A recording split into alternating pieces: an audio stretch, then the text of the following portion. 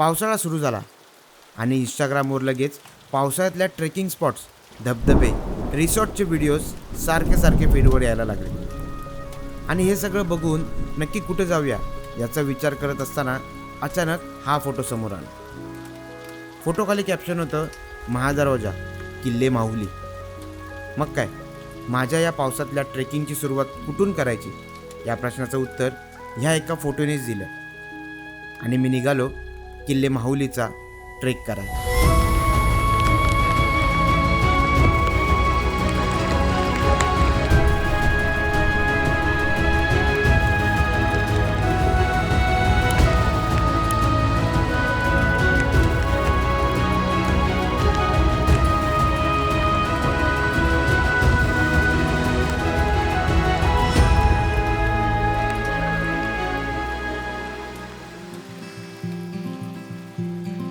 माहुलीचा trek अवघड नाही, त्यामुळे यावेळी मयुरी पण माझ्यासोबत यायला तयार झाली.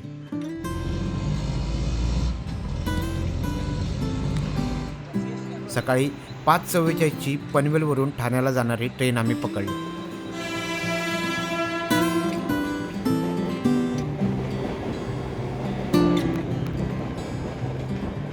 सहा 38ला आम्हाला या ट्रेनने ठाणा स्टेशनला पोहोचवले.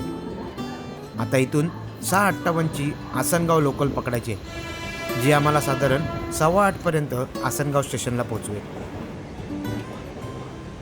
जर तुम्ही माहुली फोर्टला येण्याचा प्लॅन करत असाल तर 2 पर्याय आहेत. एक म्हणजे आमच्यासारखं ट्रेनने आसनगाव स्टेशनपर्यंत यायचं. स्टेशनच्या बाहेरच शेअर रिक्षा आणि खाजगी रिक्षा दोन्ही मिळतात. आम्ही खाजगी रिक्षा केली आणि तिचं भाडं 250 पडलं. साधारण 15 ते 20 मिनिटात ती तुम्हाला माहुली फोर्टच्या बेस विलेजला नेऊन सोडते. आणि दुसरा पर्याय म्हणजे तुम्ही स्वतःच्या गाडीने थेट माहुली फोर्टच्या बेस विलेजपर्यंत येऊ शकता. तिथे पार्किंगची चांगली सोय आहे. जाऊन आता आपण नाश्ता करू आणि पुढच्या यायला लागू. आणि पाऊस खूप आहे, धुकं पण आहे, टफ आहे आजची ब्लॉगिंग थोडी. आणि आम्ही आता आलोय भूमिका ढाबा. यांचा मोबाईल नंबर आहे बघा, इथे आहे, डिस्क्रिप्शनमध्ये सुद्धा देईन मी.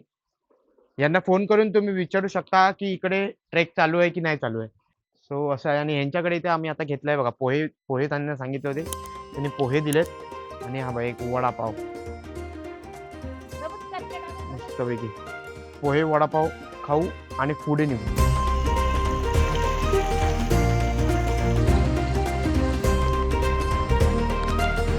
ट्रेक सुरू करण्याआधी आम्ही गावातल्या श्री शंकर मंदिरात दर्शन घेतलं आणि मग आम्ही माहुली ट्रेकला सुरुवात केली.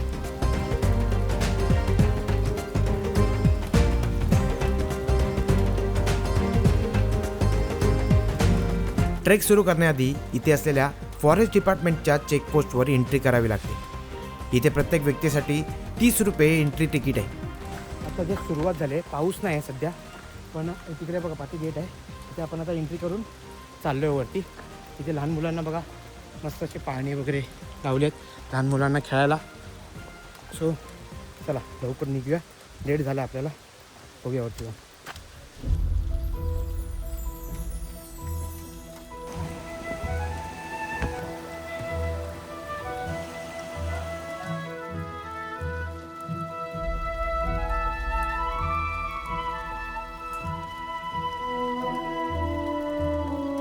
ठाणे जिल्ह्याचा एव्हरेस्ट म्हणून ओळखल्या जाणाऱ्या किल्ले माहुलीचा इतिहास आणि महत्त्व थोडक्यात जाणून घेऊया. सह्याद्रीच्या कुशीत वसलेला किल्ले माहुली हा ठाणे जिल्ह्यातील एक ऐतिहासिक दुर्ग आहे. समुद्रसपाटीपासून सुमारे 2815 फूट उंचीवर असलेला हा किल्ला पूर्वी उत्तर कोकणावर लक्ष ठेवण्यासाठी अत्यंत महत्त्वाचा मानला जायचा. या किल्ल्यावर वेगवेगळ्या काळात गुजरातच्या सुलतानांची, मुघलांची आणि नंतर मराठ्यांची सत्ता होती. सन 1670 मध्ये छत्रपती शिवाजी महाराजांनी हा किल्ला स्वराज्यात सामील केला. आज इतिहास, डार्क जंगल आणि रोमांचक ट्रेक यामुळे माहुली हा महाराष्ट्रातील ट्रेकर्सचा आवडता किल्ला बनला आहे.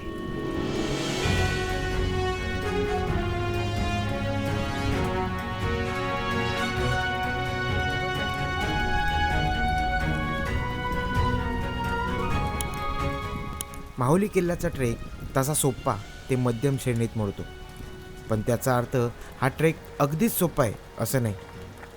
अर्धा ट्रेक पूर्ण झाल्यानंतर काही ठिकाणी उंच चढाई आणि निसरडा मार्ग तुमची खरी परीक्षा घेतो. खास करून पावसाळ्यात हा मार्ग खूपच निसरडा होतो. त्यामुळे शेवटच्या टप्प्यात प्रत्येक पाऊल जपून टाकणं आणि आवश्यक ती काळजी घेणं खूप महत्त्वाचं आहे. जवळपास 3.5 तास आम्ही फक्त चढतच होतो, पण अजूनही गडाचा माथा काही दिसत नव्हता.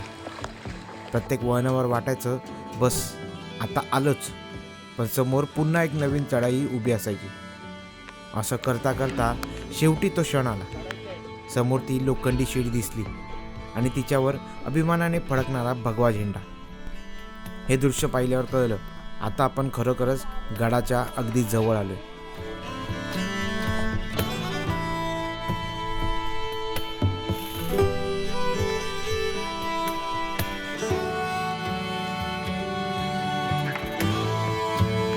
जवळपास 4.5 तासांच्या चढाईनंतर आम्ही गडाच्या माथ्यावर पोचलो.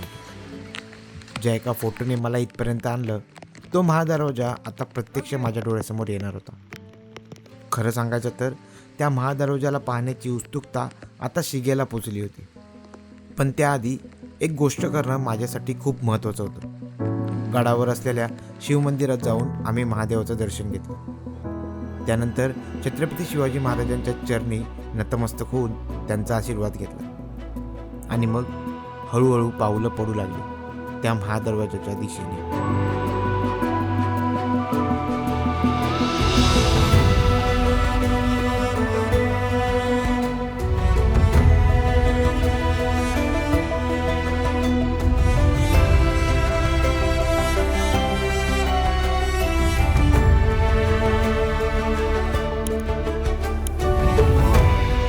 ज्या एका फोटोने मला 4-4.5 तासांचा प्रवास करायला भाग पाडलं, आज मी त्याच फोटोतल्या महादरवाजासमोर उभा होतो. खरं सांगायचं तर त्या क्षणी मोबाईलमध्ये काय शूट करू आणि किती शूट करू हेच मला समजत नव्हतं. कारण फोटोमध्ये दिसणारा तो महादरवाजा प्रत्यक्षात त्याहूनही कितीतरी भव्य आणि सुंदर होता.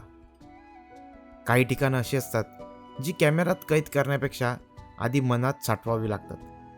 माहुलीचा महादरवाजा त्यापैकीच एक.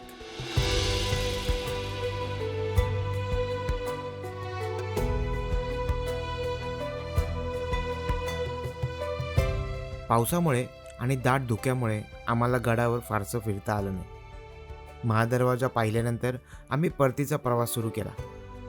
पण माहुली किल्ल्यावर अजूनही पाहण्यासारखं खूप काही आहे. भंडारगड आणि पळसगड हे 2 किल्ले, गडावरील पाण्याच्या टाक्या, मंदिरांचे अवशेष आणि स्वच्छ हवामान असेल तर माथ्यावरून दिसणारे सह्याद्रीचे अप्रतिम नजारे, हे सगळं अनुभवण्यासाठी एकदा तरी माहुलीला नक्की भेट द्या.